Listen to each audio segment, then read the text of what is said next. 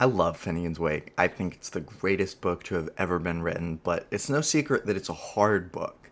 And it's easy to explain why it's hard.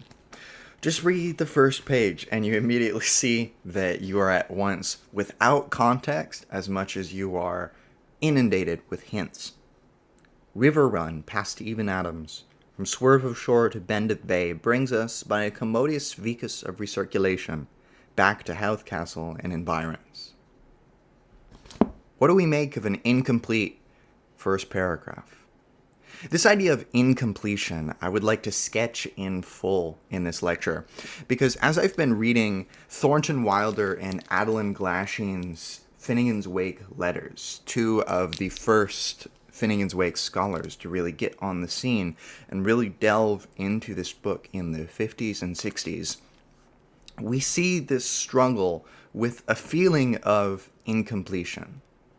They're constantly sketching out ideas to each other, very laboriously giving each other notes and page references and sketching together schemas of various kinds. But there's always this sense of, I do not yet have enough evidence, enough data, enough context, enough references or allusions or knowledge in order to confidently say that I'm on the right path. And that is one of the big issues with reading Finnegans Wake. In many ways, Finnegans Wake is unreadable because it so challenges our readerly conventions, and in particular, narrative conventions. By sketching what that means and how that might change the way we read, I'd like to, in this lecture, give one who maybe wants to read Finnegans Wake a little bit of something to grab onto in this book that seems to at once never give us any one thing to grab onto at the same time that it does give us a multiplicity of things to grab onto.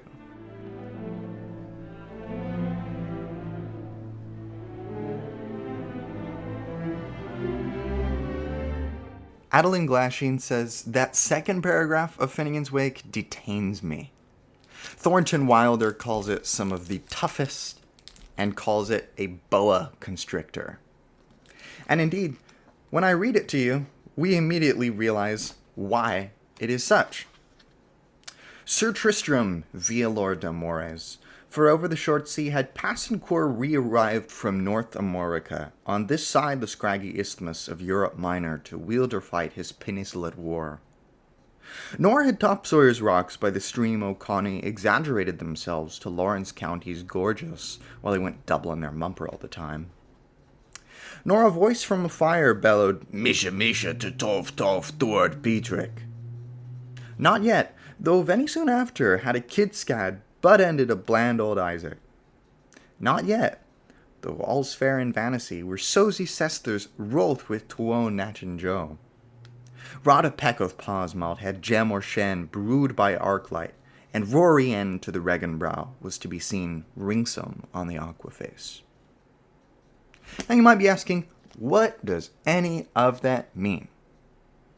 That is in part the narrative challenge of Finnegans Wake, is that it so violates so many of the conventions for how we tell stories that it interferes with the semantic register, which is to say that concerned with the making of meaning.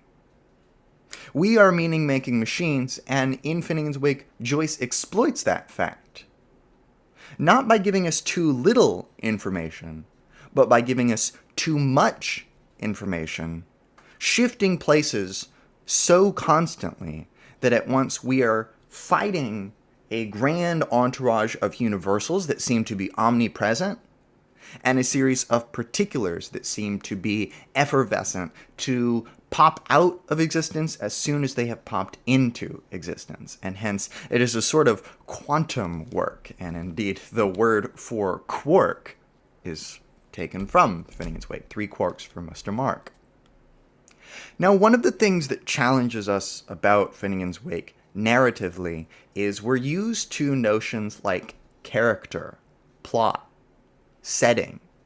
These are all ways that we take the particular facts of the narrative and place them in a context that allows us to interpret them. It allows us to understand in what way does the character or the setting relate to history, to what is actually going on in the world. In what ways does it relate to their philosophical and literary context? In other words, the context of the author that might be influencing the way that they write. Well, Joyce takes from the entire history of literature in this book and delivers us something very strange, much akin to if we were to have a whole story told about a man or a woman. Who are they? Where do they live? When do they live? What history are they embroiled in? Well, it's at once nothing and everything. It's as if we can't place them because they're placed in an infinitely variegated series of contexts, and this can make it very difficult to decide, have I enough information? And that's the problem, that I need more information. Hence, Thornton Wilder and Adaline Glasheen are obsessed with finding all manner of allusions in Finnegans Wake and detailing them out. Adaline Glasheen famously makes her census of Finnegans Wake, which just details all of these character and people names so that we can try to get more information. That seems like it might be a solution, but even when we start to stack these allusions on top of each other, we get this problem of synthesis that I think Finnegans Wake is very interested in entertaining, negotiating, and investigating, which is that in our lives, we have all of this information around us. We are constantly being inundated with sensory stimuli, with ideas, and it is our brain, our body's job to synthesize that information so that we can best navigate the world, so that we can skillfully cope with things. And Joyce presents us a novel where we constantly feel that we need to cope better, that we don't yet understand where we are, what our purpose is, what is the end goal. All things which apply to life itself. So in many ways, Finnegans Wake is a deeply realistic attempt to portray life. But precisely by transgressing our bounds for storytelling, for identification, and for meaning-making. So on the other hand, Joyce gives us so much information without the ability to easily synthesize it together. Scholars have gone on a lot of different journeys to try to figure out how to solve Finnegans Wake. And Thornton Wilder, in these correspondences, seems very wedded to the idea that once we find the deeper structural organizational schemas going on, once we find these sort of lattices beneath the apparent chaos of Finnegans Wake, things will start to make sense. In other words, there is some sort of deeper narrative structure that will help us to sort through the chaos and fit them into proper channels, into proper cells. But one of the things that they quickly learn, both Glasheen and Wilder, and Thornton Wilder says as much, is that it seems that every person can at the very least stand for at least one other person, if not more. So in other words, there is this hyper-accretion of meanings, where we stack on top references and references and meanings, so that the reason that we cannot find one concrete meaning to anything we're reading is because there's so much information that interferes with us giving one answer. It's like being asked what the meaning of life is, and you have to realize that there are a lot of different people all trying to figure out the answer to that, and the answer need not be the same for each of us. In fact, it is probably, in an important sense, singular to each one of us. Nevertheless, scholars have tried to wade into Finnegans Wake and figure out, okay, are there some sort of structural schemas, some sort of basic narrative level, for example, that pertains? And David Hayman's early work did just that. The Wake in Transit and a first draft version of Finnegans Wake are two very important pieces of scholarship.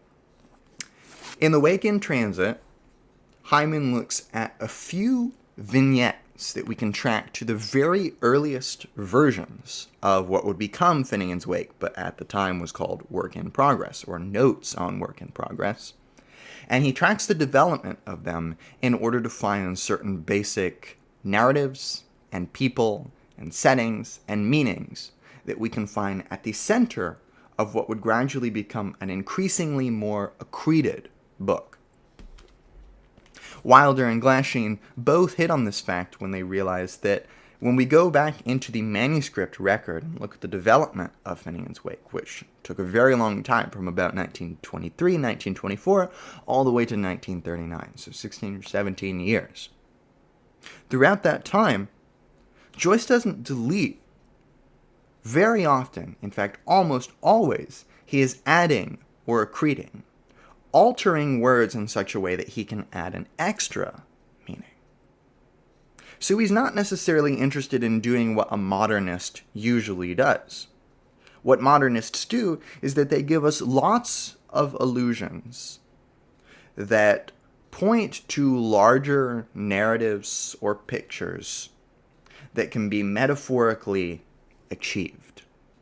For example, in Ulysses, this could be the Odyssey as one. Also, maybe T.S. Eliot's The Wasteland. And these are things that we can reference in order to place what's going on in a larger, more full context. Well, Joyce takes this idea of fullness of context, and he says, well, what if I make it so full that it exceeds every bound?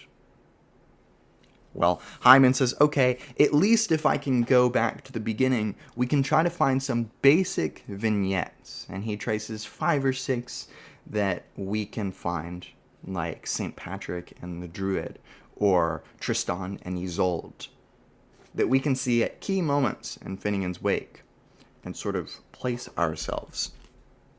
Our first draft version of Finnegans Wake takes all the first drafts of all of the chapters of Finnegans Wake and puts it into a nice volume, which I happen to have signed by David Hayman, which I think is pretty cool. But this is a great resource because he actually shows the deletions and substitutions and variations and really marks it up for us so that we can compare it to our own version of Finnegans Wake and see how do things change over time. So we see that Finnegans Wake is very interested in time, in temporality. It is very interested in the battle between space and time, and hence between Joyce representing the time principle and his sort of rival, Wyndham Lewis, who represents the space principle and wrote this treatise against these time-obsessed thinkers called Time and Western Man. In Finnegans Wake, we are very interested in the way that time and history function narratively, the way that it is the condition of possibility by which we can fit particular characters, scenes, plots in their proper context and give them meaning.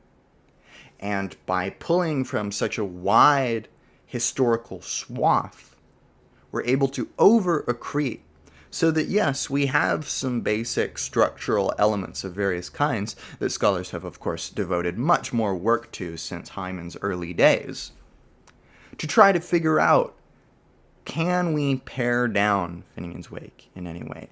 Can we say that there is something essential versus something peripheral in Finnegans Wake? And this is what we do in the world, right? We try to find, are there some basic narratives that we can use in order to frame this thing? And you can do tons of those in Finnegans Wake. In fact, it always seems to be that there are more that you can add. It is about the fall. It is about incest. It is about the Gospels. It is about Tristan and Isolde.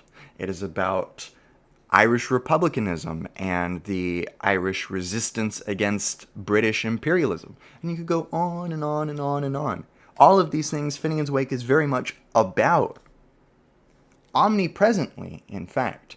And one of the questions that Finnegans Wake asks us is, can we extend any narrative arbitrarily?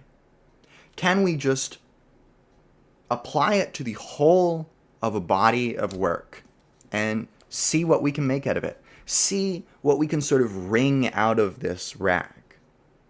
Because Joyce is very interested in this idea that meaning is something we create, and therefore it is very volatile, active, and excessive. Something that sort of violates the law of diminishing returns, that we can always get more out of. Hence the infamy of Finnegans Wake scholars to be able to just get more and more out of this long, but not that long, 628-page book.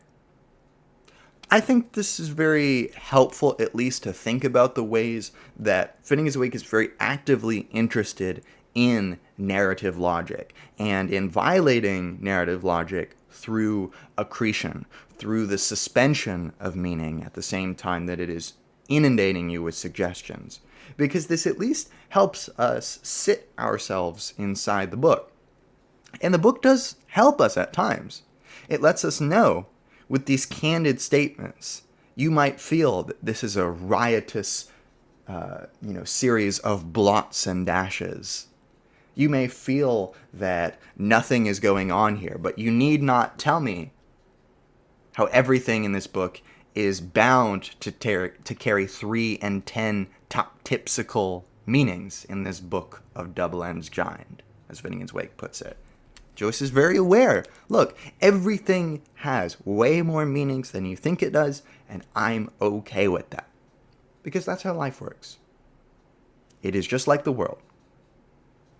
So that being said, that's it for this lecture. I hope it's given you some things to think about with Finnegans Wake.